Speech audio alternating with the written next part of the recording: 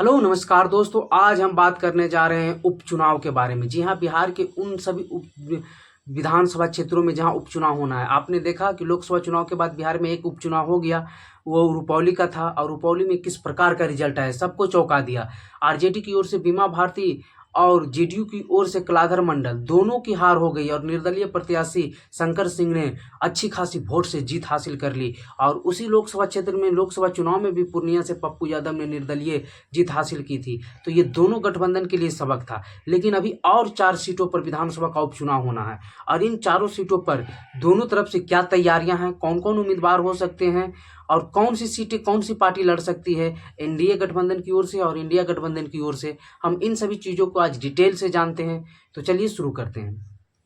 दरअसल बात यह है कि जो रुपौली का विधानसभा पूर्णिया में हुआ, उसके अलावा 4 लोक विधानसभा क्षेत्रों में अभी और चुनाव होना है और इन चारों विधानसभा क्षेत्र लोकसभा चुनाव में ही खाली हुआ था, क्योंकि लोकसभा चुनाव यहाँ से जीते हुए विधायक लड़ गए थे और लोकसभा चुनाव में इन्होंने जीत हासिल कर लिया और जिसके बाद से ये सभी सीटें खाली हो गई। तो ये कौन कौन सी सीट है और कौन कौन से यहाँ से उम्मीदवार थे 2020 में और कौन हारे थे कौन जीते थे, चलिए सबसे पहले सीट जान लेते हैं।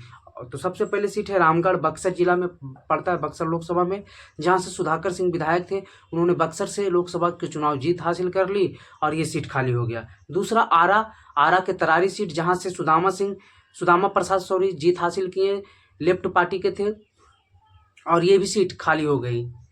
ये भी महागठबंधन की दोनों सीट महागठबंधन की। बेलागंज जहानाबाद की है, यहाँ से सुरेंद्र यादव विधायक थे, इन्होंने जहानाबाद से लोकसभा का चुनाव जीत हासिल कर लिया, तो ये भी सीट खाली हो गई, ये भी महागठबंधन की थी। 4 में से 3 महागठबंधन की सीट, 1 एनडीए की।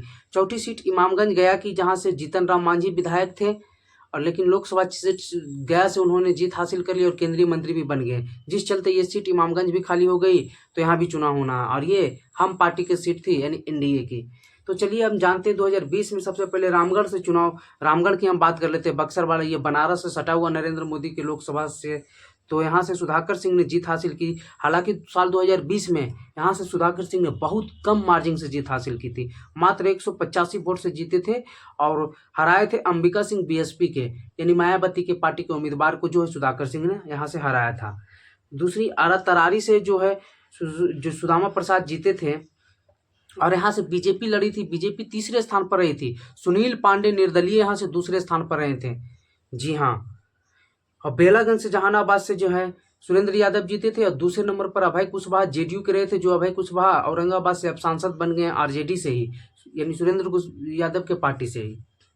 इमामगंज से जीतन राम मांझी जीते थे और यहाँ 2020 में इनके मुकाबले था उदय नारायण चौधरी आरजेडी से, ये सुरक्षित सीट है।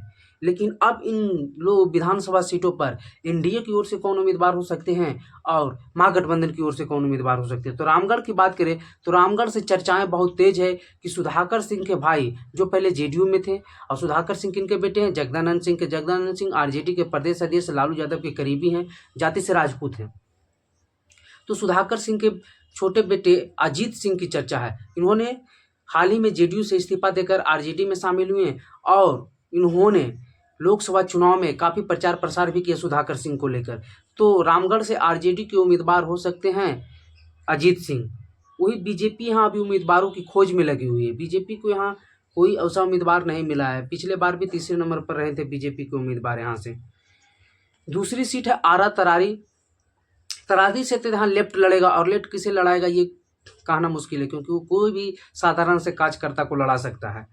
और दूसरी ओर से चर्चा है एनडीए की ओर से, हालांकि यहाँ बीजेपी पिछली बार भी तीसरे स्थान पर रही थी, लेकिन इस सीट को लेकर चिराग पासवान भी साथ चाहते हैं एलजेपीआर लड़े, क्योंकि सुनील पांडे उस समय निर्दलीय लड़े थे। हालांकि चिराग पासवान पशुपति कुमार पारस की पार्टी में है और चिराग पासवान चाहते हैं कि ये सीट हमारे साथ आ जाए और सुनील पांडे यहाँ से उम्मीदवार हो जाएं। हालांकि बीजेपी भी ये सीट चाहती है और उनके पास भी 2-3 उम्मीदवार हैं, तो ये सीट देखना होगा कि किसे मैनेज करती है।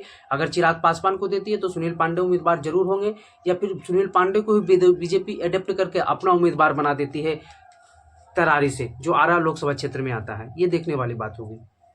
अगली जो सीट है बेलागंज जहानाबाद से, यहाँ से सुरेंद्र यादव के बेटे की चर्चाएं हैं आरजेडी की ओर से, विश्वनाथ यादव की, और ये लगभग तय ही मानिए विश्वनाथ यादव लड़ेंगे आरजेडी की ओर से। वही दूसरी ओर से भी बहुत काफ़ी चर्चाएं, एक प्रोफेसर है गया के और जेडीयू, वो भी जाति से यादव हैं, उन्हें लड़ाना चाहते हैं जेडीयू, और उनके पिता 1990 के दशक में विधायक रह भी चुके थे। यहाँ से। अगली जो सीट है ये भी हॉट सीट है, ये इमामगंज है, गया जिले में पड़ती है, जहाँ से जीतन राम मांझी है, सुरक्षित सीट है।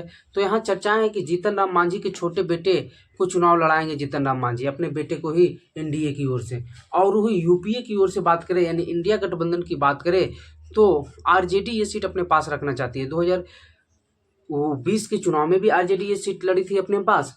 तो यहाँ से उदय नारायण चौधरी को फिर से उम्मीदवार बनाया जा सकता है आरजेडी की ओर से।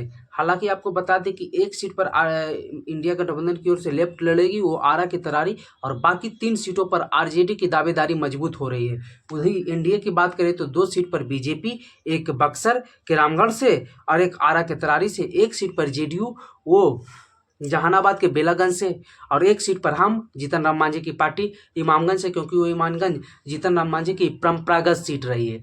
तो चलिए, आपको ये जानकारी कैसी लगी? कुछ अगर त्रुटि है, आपको कुछ ज़्यादा जानकारी है तो आप कमेंट बॉक्स में बता सकते हैं। वीडियो देख